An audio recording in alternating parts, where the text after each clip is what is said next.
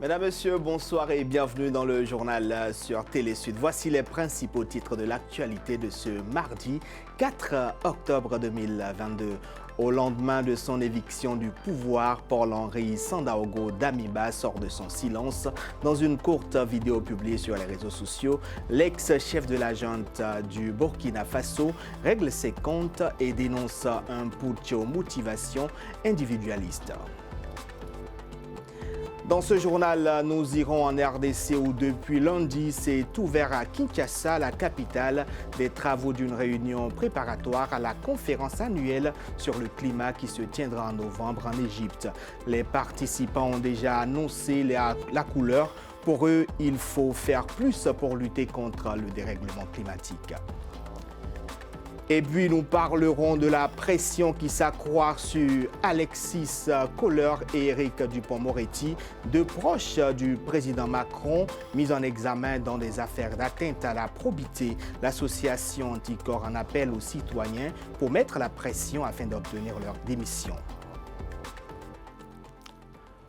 On ouvre ce journal par le Burkina Faso. Le coup d'État du vendredi dernier a fait 2 morts et 9 blessés, d'importants dégâts matériels. C'est l'ex-président qui l'affirme dans une courte vidéo. Paul-Henri Sandaogo Damiba donne sa version des événements et règle ses comptes. Mathieu Nicolas pour plus d'explications. Peuple du Burkina Faso, chers compatriotes. Le lieutenant-colonel Paul-Henri Sandaogo Damiba rompt son silence. L'ancien président de transition au Burkina Faso a présenté sa démission dans un message vidéo enregistré dimanche et diffusé lundi. Mais l'ex-chef d'État de la junte burkinabé revient sur les événements du week-end et vide son sac. Avant même que nos morts n'aient pu être inhumés et que certains personnels affligés n'aient pu être désengagés du front, quelques unités de nos forces militaires, avec des sympathisants civils et politiques, mus par des motivations individualistes, subjectives et se prévalant de certaines frustrations et revendications qui devraient pouvoir trouver des solutions dans d'autres cadres de concertation, ont convergé de manière massive vers les zones sensibles de la présidence du Faso, de la base aérienne 511, de la RTB et de certains domaines diplomatiques. L'objectif affiché était clair: interrompre la transition. Leurs actions ont occasionné au niveau de nos périmètres défensifs 2 morts, 9 blessés et des dégâts matériels. Des incompréhensions, des tensions, des critiques de la population, mais aussi des forces de sécurité auraient été renforcées par l'attaque du convoi de Gaskindé dans le Soum le 26 septembre. Néanmoins, le lieutenant-colonel Paul-Henri Sandaogo Damiba a adressé un message de soutien aux hommes du nouveau leader burkinabé Ibrahim Traoré. Il les appelle à l'unité. Je les invite à rester patriotes et intègres. Je les invite à porter haut les valeurs du MPSR et à porter leurs responsabilités comme un sacerdoce. Reste à savoir si les conseils de l'ex-chef d'État de la junte seront suivis par les nouvelles autorités du pays. En attendant, une délégation ouest-africaine, initialement attendue lundi à Ouagadougou, pose ce mardi ses valises dans le pays, avec pour objectif d'évaluer la situation au Burkina Faso après la démission du chef de la junte au pouvoir et 2 jours de tensions marquées par des manifestations anti-françaises. Alors que de nouveaux hommes en treillis s'installent à la tête du Burkina, la CEDEAO a dépêché une délégation à Ouagadougou, la capitale. Les émissaires de l'organisation sous-régionale vont donc essayer de s'enquérir des intentions des nouvelles autorités du pays. Une visite qui n'est pas du goût d'une partie de la population. Pendant ce temps, le capitaine Traoré, le nouvel homme fort du pays, dans un communiqué, a fait part de sa stupéfaction face aux appels à perturber la mission de la CEDEAO dans la journée. Plusieurs dizaines de personnes ont tenté de bloquer les voies menant au lieu de rencontre entre la délégation ouest-africaine et la junte au pouvoir. On écoute quelques manifestants. Hier, on a appris que la CEDEAO venait au Burkina. Et ça n'a pas eu lieu. C'est aujourd'hui qu'ils sont engagés pour venir au Burkina. Et pourtant, il y a eu des morts, des centaines de morts à Djibo. Des vies ont été brûlées, des gens ont été tués. La CEDEAO n'a pas réagi à cela. Et quand il s'agit du pouvoir que le peuple a retiré, la CEDEAO se lève, se précipite rapidement pour venir mélanger les trucs. Et nous disons non à cela. Un pilote russe a été tué ce mardi au Mali dans l'accident de son avion récemment livré à l'armée malienne. L'avion se serait écrasé près de Gao, dans le nord du pays, au retour d'une patrouille, selon un responsable militaire sous couvert de l'anonymat. Pour ce qui est des raisons du crash, aucune précision n'a été donnée. Les États-Unis ont confirmé lundi leur participation en Somalie à un raid à la bombe contre un chef du groupe terroriste Al-Shabaab ce week-end. Le gouvernement somalien avait annoncé la mort de Abdullahi Nadir samedi lors d'une opération antiterroriste menée par l'armée somalienne avec ses partenaires internationaux en matière de sécurité, sans préciser les pays qui ont participé à cette opération. Environnement à présent en République démocratique du Congo, une réunion préparatoire à la COP27 s'est ouverte lundi. Cette réunion est en prélude à la conférence annuelle sur le climat qui se tient cette année en novembre en Égypte. À l'ouverture des travaux, les participants ont plaidé pour plus d'efforts dans la lutte contre le dérèglement climatique. Valentine Exantus. Kinshasa accueille depuis lundi la réunion préparatoire à la conférence annuelle sur le climat. Les ministres et dirigeants de plus de 60 pays participent à ces assises pour discuter de ce lourd tribut que paye le continent africain, conséquence du changement climatique. L'Afrique se trouve dans une situation de dilemme.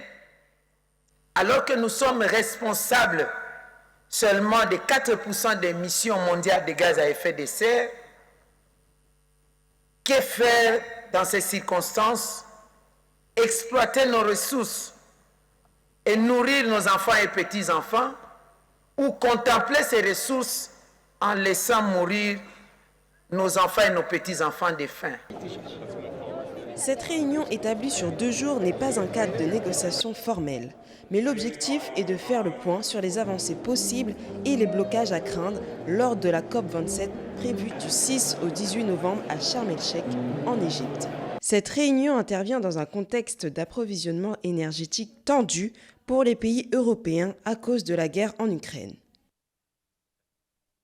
J'ose espérer que les échanges s'étendront sur les cas de force majeure, suite auxquels certains pays européens sont retournés à l'usage des sources d'énergie polluantes qu'ils avaient préalablement bannies, afin d'éviter à leur peuple les conséquences incalculables d'un déficit en énergie que leur a imposé notamment la guerre en Ukraine. Alors que la ministre congolaise de l'Environnement a déploré une tendance à la banalisation du non-respect des engagements internationaux, la RDC profite de cet événement pour se présenter en tant que pays solution. Au même moment, le gouvernement congolais défend à son tour le droit d'exploiter son pétrole, un projet vivement critiqué par les organisations de défense de l'environnement.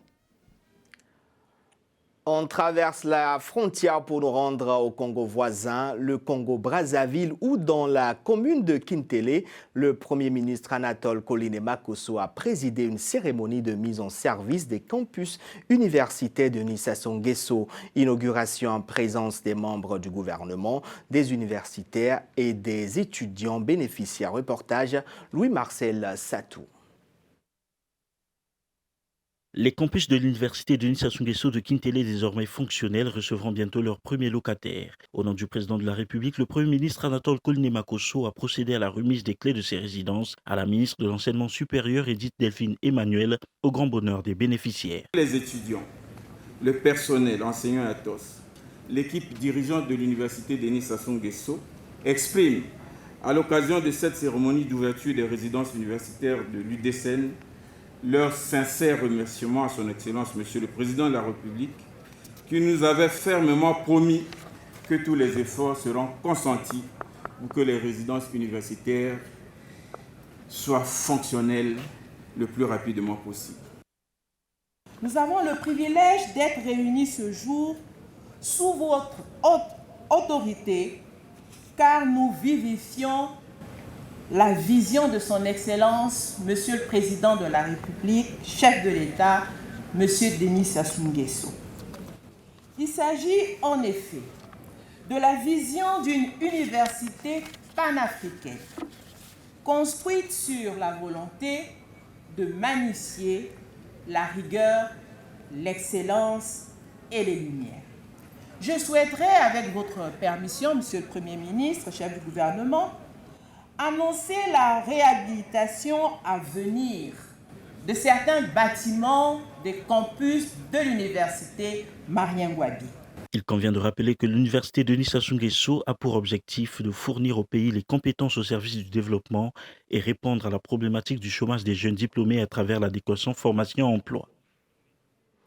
À Sao Tomé, Principe et l'opposition centre droit à obtenir la majorité absolue à l'Assemblée nationale à l'issue des législatives du 25 septembre. Selon la Cour constitutionnelle de ce petit archipel d'Afrique centrale, considéré comme un modèle de démocratie parlementaire sur le continent, sur les 55 sièges du Parlement, l'opposition obtient 30 sièges. Cette victoire devrait favoriser l'investiture très prochainement pour une troisième fois de l'ancien Premier ministre Patrice Travada, numéro 1 du parti Action indépendante démocratique.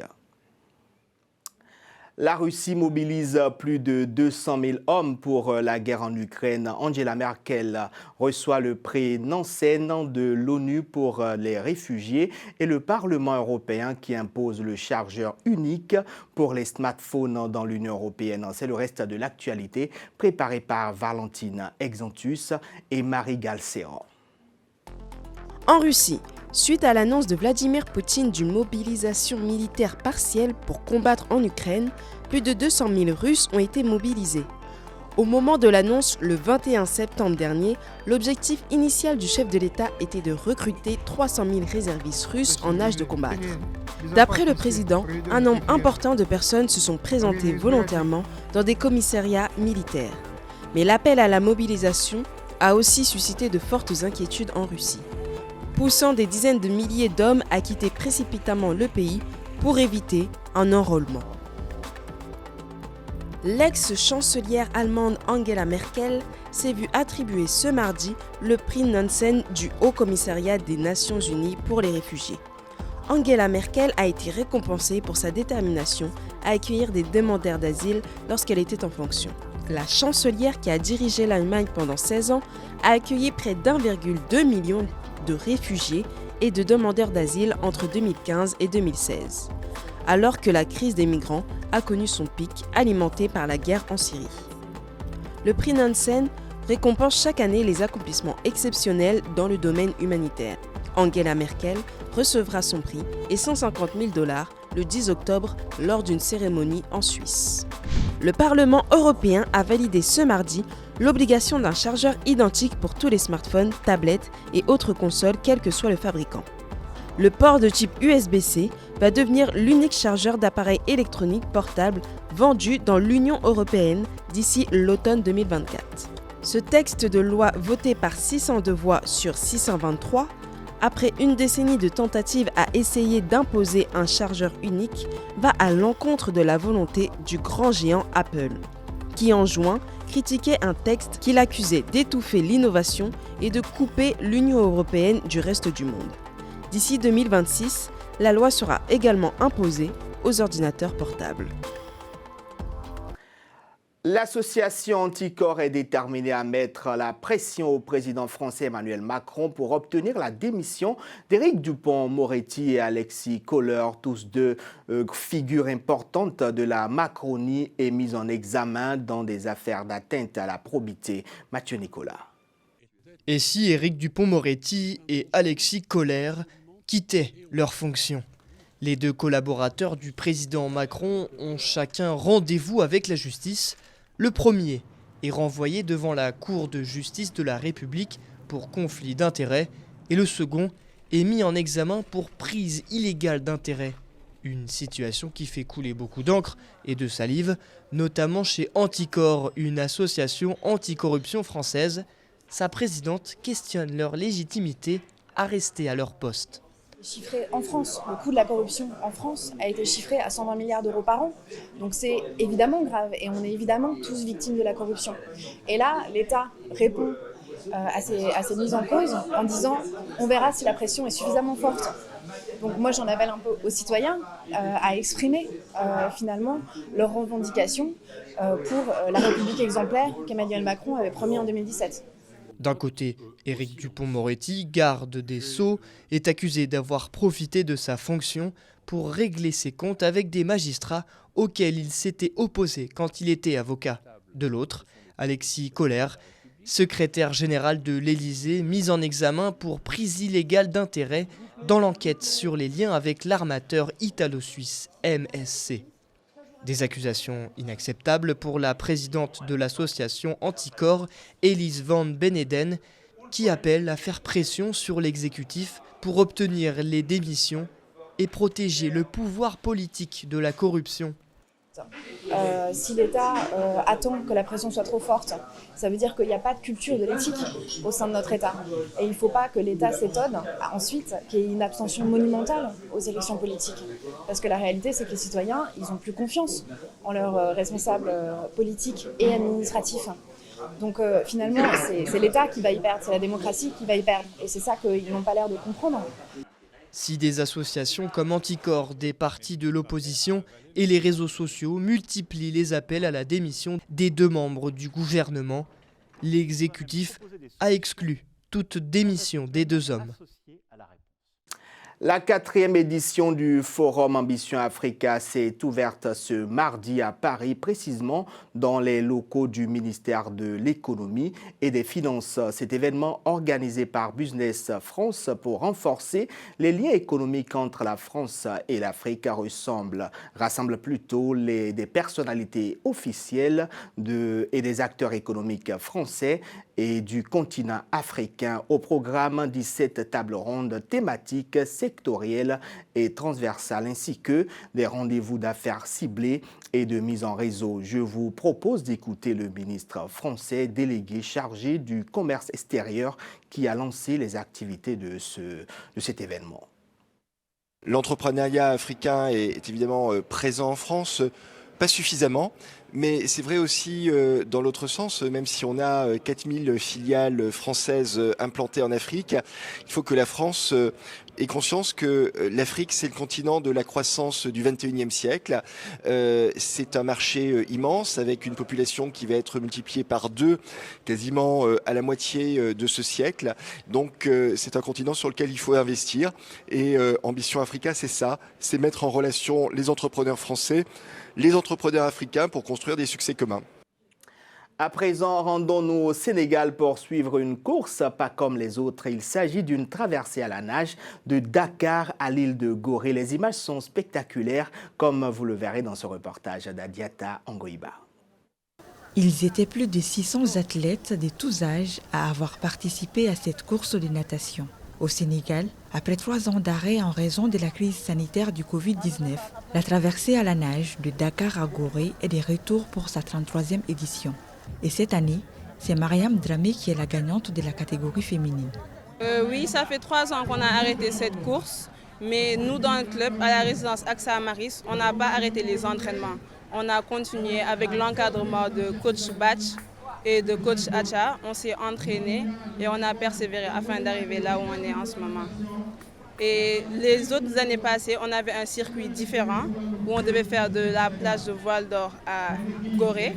Mais avec cette nouvelle innovation, je trouve que c'est une très belle chose faite par la fédération. Un spectacle époustouflant marqué par de nouvelles innovations. Cette année, l'événement s'est déroulé en 2 étapes. Une épreuve A pour les professionnels sur une distance de 5,2 km, une course B sur un parcours de 4,5 km pour les amateurs. Pour sa part, Ousseinou est à sa première participation et il en est sorti gagnant de la catégorie A homme. C'est ma première participation à cette traversée Dakar-Gorée et je suis arrivé premier de la course. J'étais à Saint-Louis et pour m'entraîner et gagner le trophée, j'étais obligé de venir à Dakar pour mes entraînements. Et avec ce nouveau circuit, j'ai eu la chance de le faire à 3 reprises. Cette initiative a été mise en place par la Fédération sénégalaise de natation et de sauvetage. Selon le président de la fédération, le spectacle s'est bien passé et espère faire plus prochainement. On voulait vraiment reprendre cette activité et dans l'ensemble ça s'est bien passé. Côté participants, on a eu au moins 600 voire 650 participants et tout le monde a nagé, tout le monde est arrivé. Et donc Dakar-Gorée reprend et on espère que d'ici l'année prochaine on va mieux organiser. Au Sénégal, la traversée de la nage de Dakar à Gorée est une course qui existe depuis une trentaine d'années. Selon la Fédération sénégalaise de natation et de sauvetage, l'objectif de cette course est de sauver la natation qui a perdu son élan depuis quelques années. Parlons maintenant de l'élection Miss Cameroun qui se prépare à Yaoundé. Les ambassadrices des différentes régions sont connues. La Miss Cameroun 2023 sera dévoilée en novembre prochain. Chimène Baleba, Pierre Pafendongo, Cyrine Guidjoy. Sur 30 prétendantes, Chancel Meking, Karen Vondor et Lorraine Amand sont respectivement Miss Centre, Miss Sud et Miss Est Cameroun pour l'édition 2023. Elles ne sont pas passées inaperçues à travers leurs prestations en maillot de bain, tenues de ville, tenues traditionnelles et leur engagement social. La priorité dans mon projet, c'est la valorisation de l'éducation de base parce que je me dis que tout va de là. La Miss Cameroun actuelle vient du Sud, donc c'est comme une sorte de fardeau en fait. C'est un poids énorme qui pèse sur mes épaules parce que je me dois de maintenir le cap. La beauté au service de l'éducation, c'est le thème choisi pour cette 16e édition. Le but est de rappeler le rôle indéniable de la femme dans le processus de développement et mettre un point d'honneur sur ce secteur prioritaire et cher au président Paul Biya, qui a institué en janvier dernier la création de 3 nouvelles universités d'État. Au terme de nos sélections régionales, on a eu du mal avec les candidates. Vous savez, on a des critères, mais très souvent, il y a certaines qui se permettent de venir en ne respectant pas les critères de sélection de Miss Cameroun. Du coup, on rencontre souvent des difficultés à ce niveau-là, mais sinon, tout se passe bien dans l'ensemble. Nous savons que le Cameroun est un pays bilingue. Il était question de noter sur 30 le bilinguisme et on a constaté qu'il y a certaines candidates de la région du Sud qui n'ont pas forcément été à la hauteur du bilinguisme sollicité par le comité d'organisation Miss Cameroun. Cette finale Grand Centre marque la fin des sélections sur le plan régional. Au total, une vingtaine de candidates vont poursuivre la course à la couronne. La Miss Cameroun 2023 sera connue en novembre prochain. On finit avec ces images du prix Nobel de physique qui a été attribué ce mardi au Français Alain Aspect, à l'Américain John Clauser et à l'Autrichien Anton Zeiling pour leurs travaux sur la révolution quantique. Le trio de septuagénaires est récompensé pour ses découvertes sur l'intrication quantique, un mécanisme où 2 particules quantiques sont parfaitement corrélées, quelle que soit la distance qui les sépare, a annoncé le jury du prix Nobel.